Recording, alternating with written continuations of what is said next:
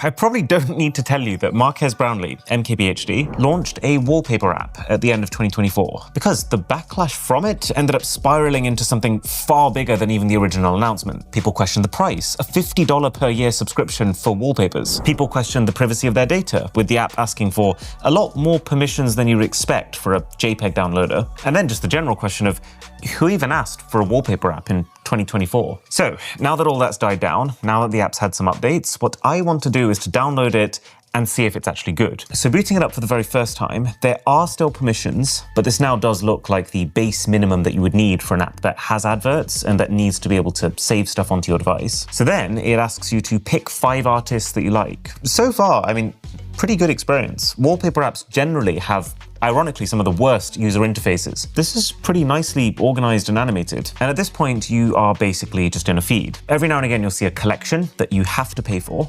And I have to say, some of them are very expensive. Like this one is 4 fairly similar looking digital images for $7.99. But at the very least, those collections are optional. And at least the money is being split with the artists. So let's say that I like the look of this wallpaper that's not part of a collection. So I click it, get wallpaper, and then, So it's either download it in 1080p, which, let's be honest, on any high-end modern smartphone is not a very good option because most of them have displays that are higher resolution than that, and many of them will also end up stretching that wallpaper in the process of applying it. And so then if I want the high res, I have 2 options. Either subscribe to the app, which to be fair does now cost less than it used to. It's either $2 a month to get all the standard wallpapers, which feels reasonable-ish, or it's $12 a month or $50 per year to also include the collections too.